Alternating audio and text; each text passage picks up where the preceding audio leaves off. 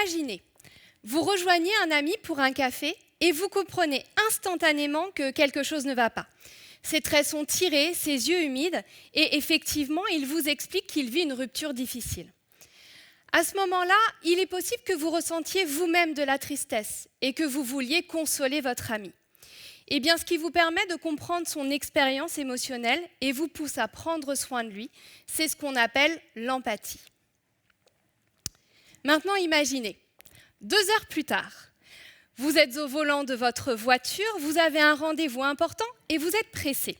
Vous vous approchez d'un passage piéton, une petite dame attend pour traverser et pourtant, vous lui passez devant sans même ralentir. Mais après tout, vous êtes pressé. D'un coup, votre empathie a disparu et vous ne prenez pas soin de cette petite dame. Dans ma thèse, j'étudie les liens entre empathie et conduite automobile. Alors, mon hypothèse de départ était très simple et un peu naïve. L'empathie nous pousse à prendre soin des autres. Conduire, c'est se déplacer en faisant attention aux autres. Donc, un conducteur empathique doit être un bon conducteur qui dit merci ou qui se range pour laisser passer les motos. Bref, qui adopte des comportements dont le but est de prendre soin des autres, qu'on appelle comportements prosociaux. Et puis surtout, c'est un conducteur qui respecte les règles, qui ne fait pas d'infraction. Naïf, hein ? Je vous avais prévenu. Parce qu'évidemment, ce n'est pas si simple. Alors oui, plus un conducteur est empathique, plus il adopte de comportements prosociaux. Mais la particularité de ces comportements, c'est qu'on les met en place surtout quand les conditions sont faciles. La circulation est fluide, il fait beau, on est de bonne humeur et surtout pas pressé. En revanche, la tendance d'un conducteur à faire des infractions n'a rien à voir avec son empathie. Même les plus empathiques peuvent enfreindre les règles.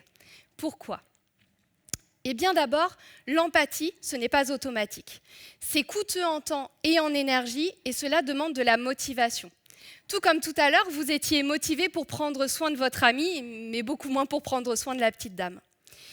Et le temps et la motivation, justement, c'est souvent ce qui nous manque sur la route. Nous sommes pressés et nos objectifs personnels prennent le dessus sur la sécurité collective. En gros, on devient solitaire et on oublie d'être solidaire.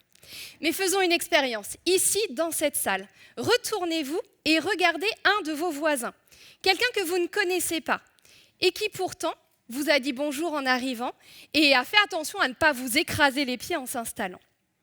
Regardez-vous et souriez-vous. Et souvenez-vous que sur la route, l'autre, c'est peut-être lui. Merci.